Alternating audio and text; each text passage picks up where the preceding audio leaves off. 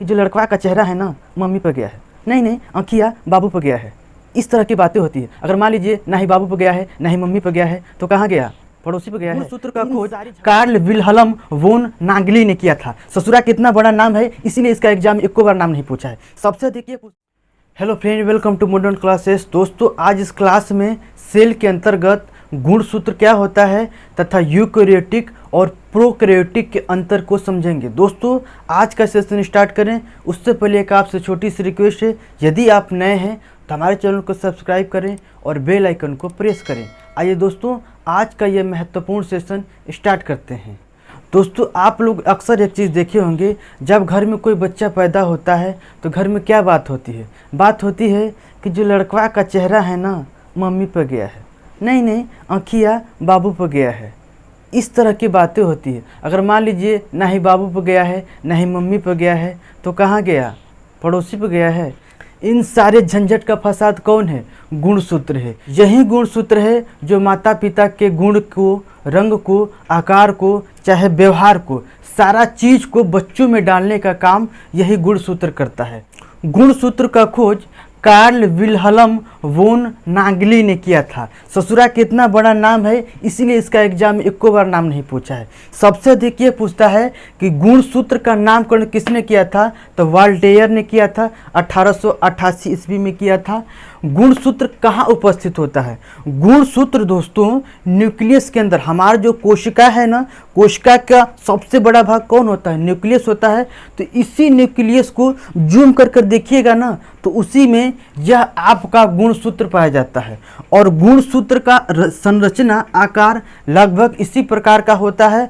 और गुणसूत्र को भी फाड़िएगा ना, इसको भी जूम करिएगा, तो गुणसूत्र के अंदर आपके डीएनए, आरएनए और जीन पाए जाते हैं। और जीन, ये जो है ना, जीन का प्रमुख कार्य ही है कि माता पिता के गुण को बच्चों में पहुंचाना, अर्थात यह गुण का वाहक होता है।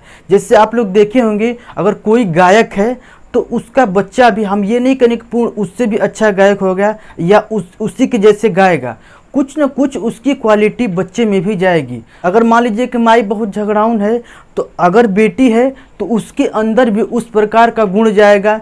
हल्का फुल्का कुछ न कुछ उसका क्वालिटी होगा कि थोड़ी बहुत वो भी झगड़ाउन होगा। अगर पिता है, बहुत सीधा है, खूब शांत है, तो आपका बेटा जो होगा ना उसी तरह शांत स्वभाव का होगा।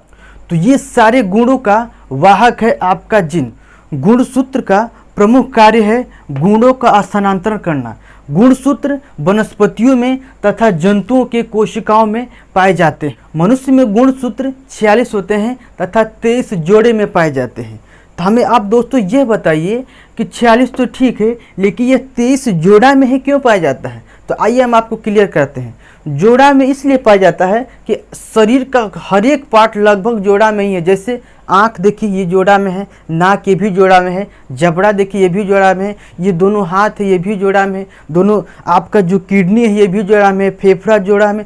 कहने का मतलब इस बॉडी का मैक्सिमम पार्ट आपके जोड़े में ही है, इसलिए इसको हम जोड़ा में ही दर्शाते हैं। पुरुषों में XY गुणसूत्र होता है तथा महिलाओं में XX गुणसूत्र होता है। जब पुरुष का X तथा महिला का X मिलते हैं तो गर्ल्स का निर्माण होता है, अर्थात लड़की का निर्माण होता है। जब पुरुष का Y और महिला का X मिलता है तब Y, लड़के का निर्माण होता है। तो आप हमें ये बताइए कि लड़का होना या लड़की होना किस पर निर्भर करता है, पिता पर या माता पर? तो आप सिंपल भाषा में ये कहेंगे कि लड़का का या लड़की का होना सिर्फ पिता पर निर्भर करता है, क्योंकि पुरुष के पास ही है X और Y, महिला के पास केवल XX है। यह दोनों कंडीशन में अगर लड़का हुआ तो भी और लड़की हुई तो भी यह अपने तरफ से X का ही योगदान करेगी। लेकिन पिता अगर X देता है, अगर माँ X देगी, तो दोनों X से मिलकर क्या बनेंगे? आपका लड़की बनेंगे। लेकिन पिता अगर Y दे और माता X गुणसूत्र दे, तब इन दोनों के मिलने से लड़के का निर्माण होता है। आप खुद देखिए कि लड़का या लड़की होना किस पर निर्भर करता है, तो लड़का या लड़की होना सिर्फ पिता पर निर्भर करता है, माता पर बिल्कुल नहीं। समाज में कई तरह की धारणाएं हैं कि माँ है, माँ के अंदर कोई कमी है, कोई माँ के अंदर कमी नहीं होती, सारा कमी आपके पिता के अंदर ही होती है। अगर वही चाहेगा तो लड़का का निर्माण होगा, अगर वही चाहेगा तो लड़की का निर्माण होगा, क्योंकि एक्स और वाई गुणसूत्र केवल पिता के अंदर है, माता के अंदर नहीं। इसलिए माँ के ऊपर कोई डिपेंड नहीं करता है कि लड़का होगा या लड़की होगा, टोटल डिपेंडेंट है किस पर, फादर के ऊपर है।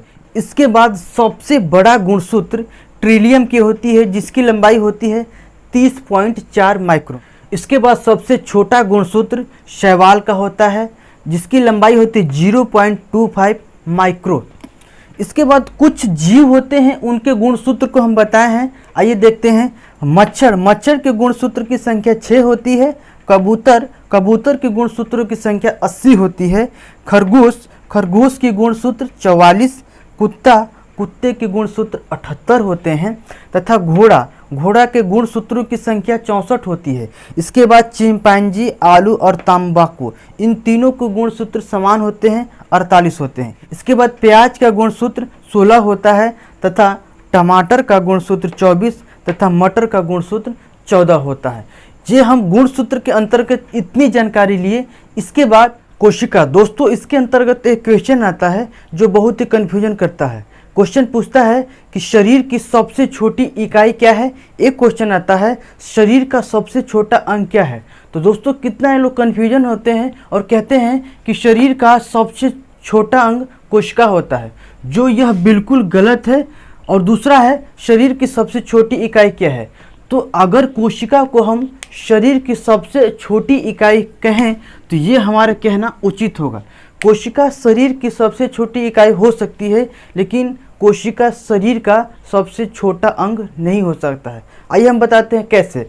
अंग का मतलब क्या हो गया, जैसे हमारा किडनी है, तो किडनी क्या कर सकता है कि हमारे शरीर का बस एक ही काम कर सकता है ना। चाहे फेफड़ा हो गया, चाहे हमारा हाथ हो गया, चाहे कोई भी शरीर का एक अंग जो है शरीर का सिर्फ एक ही काम कर सकता है। लेकिन शरीर की सबसे छोटी इकाई का मतलब ये होता है कि वैसा पार्ट, हमारे शरीर का वैसा भाग जो सभी काम को अकेले ही कर ले, और वो होता है हमारा कोशिका। यह कोशिका ही है जो शरीर का सारा काम अकेले करने की क्षमता रखता है। अब कहिएगा कैसे, आइए बताते हैं। जैसे यह हमारा कोशिका है, और कोशिका में क्या बीच में क्या होता है, न्यूक्लियस होता है। देखिए ये सारा काम अपने आप कैसे कर सकता है। जैसे माइटोकॉन्ड्रिया है, तो माइटोकॉन्ड्रिया ये ऊर्जा का निर्माण कर लेगा। राइबोसोम ये प्रोटीन का भी निर्माण कर सकता है। गोल्गी का ऊर्जा का परिवहन पूरे शरीर में आराम से कर सकता है। ईआर यह कोशिकाओं को मजबूती प्रदान करता है। वैक्यूलस ये पूरे शरीर में कोशिका के अंदर क्या करता है कि पानी के लेवल को बनाए रखता है। लाइसोसोम जो हमारे कोशिका में मरे हुए सेल होते हैं उनको साफ सफाई का भी कार्य करता है। सेंट्रोसोम अर्थात तारक का है, यह कोशिका विभाजन अर्थात मरे हुए सेल के स्थान पर नए कोशिका का निर्माण करता है। तथा न्यूक्लियस इस सेल का दिमाग होता है, ब्रेन कहते हैं। तो आप क्या देख रहे हैं कि यह सेल आपका क्या है, एक यूनिट है, इकाई है, जिसके अंतर्गत यह अकेले ही अपना सारा वर्क कर लेता है। इसके अलावा और कोई भी अंग लेंगे, किडनी हो गया चाहे फेफड़ा हो गया, तो यह अकेले सिर्फ एक काम कर सकते हैं, लेकिन कोशिका अकेले ये सारे काम को कर सकता है। इसलिए यह शरीर की सबसे छोटी इकाई मानी जाती है। इसके बाद दोस्तों हम लोग देखते हैं जंतु कोशिका और पादप कोशिकाओं के कौन कौन से अंग होते हैं जो बिल्कुल अलग होते हैं। कुछ अंग होते हैं जो सिर्फ जंतु कोशिका में ही पाए जाते हैं, कुछ अंग होते हैं जो सिर्फ पादप कोशिकाओं में ही पाए जाते हैं, कुछ वैसे भी अंग होते हैं जो दोनों में कॉमन होते हैं। आइए हम उसको देखते हैं। जंतु कोशिका गोलाकार होता है, आकार में गोलाकार होता है, जबकि प्लांट अर्थात पादप कोशिका आकार में चपटा होता है। जंतु कोशिका छोटा होता है, जबकि पादप कोशिका आपका बहुत बड़ा होता है। वैक्यूलस छोटा होता है। वैक्यूलस का मतलब क्या हो गया कि पानी स्टोर करने वाला कोशिका अर्थात पानी स्टोर करने वाला वैक्यूलस इसमें छोटा होता है, तथा पादप कोशिकाओं में वैक्यूलस बहुत बड़ा होता है, क्योंकि पादप कोशिका बहुत बड़ी होती है। एक चीज ध्यान दीजिएगा कि सीलिया, फ्लैजिला और लाइसोसोम सिर्फ जंतु कोशिका में ही पाए जाते हैं। सीलिया, फ्लैजिला और लाइसोसोम सिर्फ जंतु, ये पादप कोशिका में कभी नहीं पाए जा सकते हैं। यह सिर्फ जंतु कोशिका में ही इतना भाग पाए जाते हैं। जबकि पादप कोशिका में जैसे सेल वाल हो गया, जिसको हम कोशिका भित्ति कहते हैं, यह सिर्फ और सिर्फ पादप कोशिकाओं में ही पाए जा सकते हैं, यह जंतु में नहीं पाए जाते हैं। दूसरा प्लास्टिड अर्थात लवक, यह सिर्फ पादप कोशिका में ही पाए जाते हैं, जंतु कोशिका में नहीं पाए जाते हैं। अर्थात कोशिका भित्ति और लवक सिर्फ पादप कोशिका में ही पाए जाते हैं, यह जंतु कोशिका में नहीं पाए जाते हैं। इसके बाद आइए हम उस भाग को देखते हैं जो दोनों में पाए जाते हैं, जैसे कोशिका झिल्ली। कोशिका झिल्ली दोस्तों आपके जंतु कोशिका में भी पाए जाते हैं और आपके पादप कोशिका में भी पाए जाते हैं, क्योंकि कोशिका झिल्ली के अंदर ही आपके कोशिका के जितने भी पार्ट होते हैं इसके अंदर होते हैं। इसके बाद माइटोकांड्रिया है। माइटोकांड्रिया का कार्य क्या है? ऊर्जा का निर्माण करना। तो पेड़ पौधों को भी ऊर्जा की जरूरत है और जंतुओं को भी ऊर्जा की जरूरत है, इसलिए आपका माइटोकांड्रिया भी दोनों में समान रूप से पाए जाते हैं। इसके बाद राइबोसोम आपको जंतु कोशिका और पादप कोशिका दोनों में पाए जाते हैं, क्योंकि प्रोटीन की जरूरत वृद्धि के लिए दोनों को जरूरत होती है, जंतु को भी और पादप को भी। इसके बाद ER है, अर्थात कोशिकाओं को सेल को मजबूती देने के कार्य ER का होता है, इसलिए यह दोनों कोशिकाओं में पाए जाते हैं, जंतु तथा पादप कोशिकाओं में। इसके बाद गोल्जी काय है। गोल्जी काय भी आपके दोनों कोशिकाओं में पाए जाते हैं, जंतु तथा पादप कोशिका में। गोल्जी काय का कार्य क्या है? तो गोल्जी काय का दोस्तों कार्य ये है कि ऊर्जा का परिवहन करना। पेड़ पौधों में भी जो भोजन बढ़ते हैं ना, तो भोजन का परिवहन करने के लिए गोल्जी काय की जरूरत है, तथा हमारे शरीर में भी कोशिकाओं में जो ऊर्जा बनता है उनको स्थानांतरण करने का कार्य किसका है? तो गोल्जी काय है। तथा केंद्रक दोनों में पाए जाते हैं। जैसे जंतु कोशिका में सबसे बड़ा क्या होता है भाग? तो केंद्रक होता है, तथा पादप कोशिकाओं में सबसे बड़ा भाग क्या होता है? तो प्लास्टिड होता है। ये दोनों कोशिकाओं में पाए जाते हैं केंद्रक, है ना। इसके बाद तारक काय होता है। तारक काय का काम क्या है? कोशिका का विभाजन करना, और कोई कोशिका मर जाए तो नई कोशिका का निर्माण करना आपके तारक काय का ही काम है। इतना जो भाग है यह दोनों कोशिकाओं में पाए जाते हैं, अर्थात जंतु कोशिका में भी और पादप कोशिका में भी। इसके बाद यूकेरियोटिक और प्रोकैरियोटिक के बीच के डिफरेंट को देखते हैं, इनके बीच में क्या अंतर होता है। पहले समझ लीजिए प्रोकैरियोटिक क्या है और यूकेरियोटिक क्या है।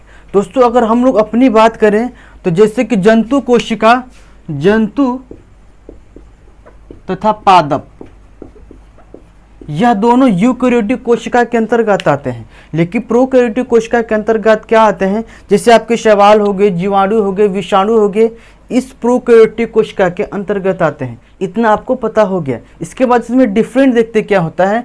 प्रोकैरियोटिक बहुत छोटा होता है, जबकि यूकेरियोटिक बड़ा होता है। आप खुद देख सकते हैं, क्योंकि इसमें जंतु कोशिका और पादप कोशिका आते हैं, इसलिए यह बहुत बड़ा भाग होता है कोशिका का। इसके बाद श्वसन जीव द्रव्य से होता है। प्रोकैरियोटिक में क्या होता है कि शोषण करने की प्रक्रिया जीव द्रव्य के माध्यम से होती है, जबकि हमारे अंदर या पेड़ पौधों के अंदर शोषण की क्रिया माइटोकांड्रिया के अंतर्गत किया जाता है। जो हमारे सेल हैं उससे माइटोकांड्रिया पाया जाता है, तो सेलों में शोषण की क्रिया आपके माइटोकांड्रिया के द्वारा होता है। इसके बाद तीसरा है कोशिका भित्ति। इसकी जो कोशिका भित्ति है, अर्थात यूकेरियोटिक कोशिका की अंतर्गत जो भी जीव आते हैं उनकी कोशिका भित्ति पेप्टिडोग्लाइकेन से बना होता है, जबकि यूकेरियोटिक में कोशिका भित्ति सिर्फ पादपों की होती है, जंतुओं में नहीं होती है। तो इस पादप की कोशिका भित्ति सेल्यूलोज की बनी होती है। अब कहिएगा जंतुओं में क्या होती है, तो जंतुओं में कोशिका झिल्ली होती है, और आपको पता है कोशिका झिल्ली वसा और प्रोटीन का बना होता है। इसके बाद राइबोसोम, इसमें 70S राइबोसोम पाए जाते हैं, जो छोटा जिसको बोलते हैं, जबकि यूकेरियोटिक में राइबोसोम 80S अर्थात यह बड़ा होता है। यह जंतु तथा पादपों में पाए जाते हैं। अगर प्रोकैरियोटिक की बात करें तो प्रोकैरियोटिक के अंतर्गत हरित लवक, जीवाणु और विषाणु पाए जाते हैं, जबकि यूकेरियोटिक में पेड़ पौधा, मानव जीव जंतु जितने आगे आपके यूकेरियोटिक में पाए जाते हैं। तो दोस्तों आज की वीडियो में हमने जो आपको बताने का प्रयास किया है, हम आशा करेंगे कि आपको अच्छी तरीके से समझ में आया होगा। तो दोस्तों आज के लिए बस इतना ही, मिलेंगे नेक्स्ट वीडियो में, तब तक के लिए धन्यवाद।